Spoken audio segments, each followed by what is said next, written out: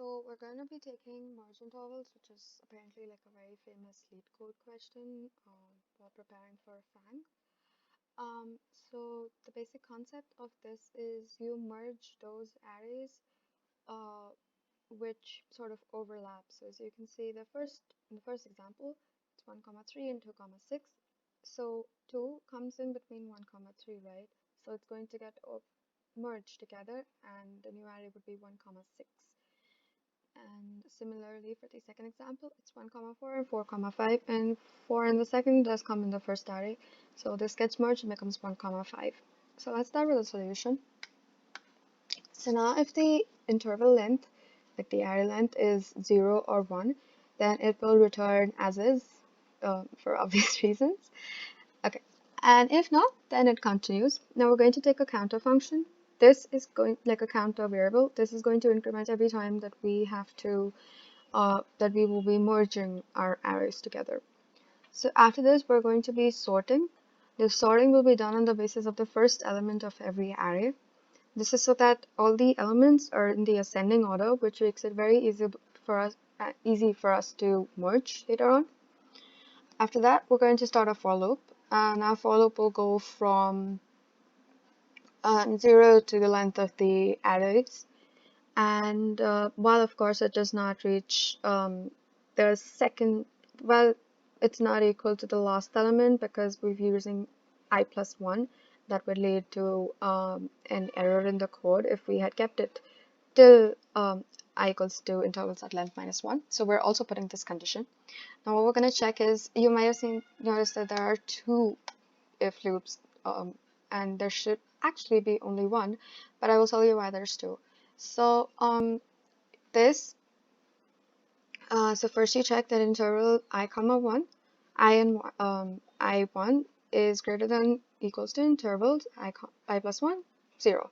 So in the first example, that would be 3 is greater than 2. So one condition checked. The second one is intervals I1 and is less than equal to intervals I plus 1, 1. So 3 is less than equal to 6.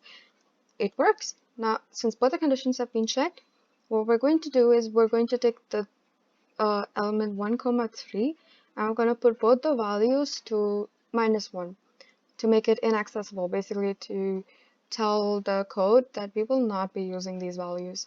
And in 2 comma 6, we change that to 1. So basically intervals I plus 1, 0 is equals to intervals I 0. And as we said, the I0 and I1 become minus 1, and we put a counter because it's been merged. And you'd see, so let's talk about else if.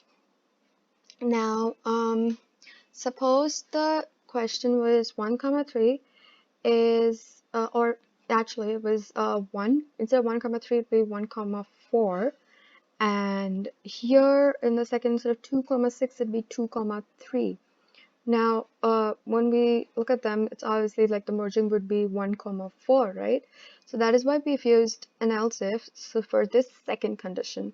So if it's greater, like the second element of the array, I is greater than the second element of I plus 1, then we choose both the values of I, 0 and 1 as is, and we put 1 and 4 as minus 1 to make it inaccessible. And again, we put our counter because, sorry about that. Yeah, so we put our counter because we've merged it. Now this continues till the end. And okay, so now that that's done, we're going to take another array. This array will contain the elements, merged elements basically, and not the minus ones that we've put in. And we put a k equals to 0 because we want k to be incremented only when it's not equal to minus 1. Then we start a for loop, and intervals I0 is not equal to minus 1, I1 not equal to minus 1, and then we put in the values. And k only increments when the if condition is satisfied. So that way the minus 1 values do not come in our output. After this has been done, then we return the array to the main method. So as you can see, we run the code.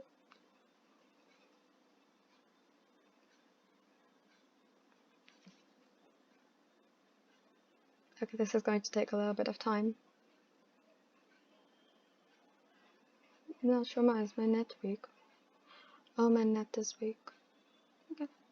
And so that, and let's submit it. You can see I got quite a few wrong answers, and you know why.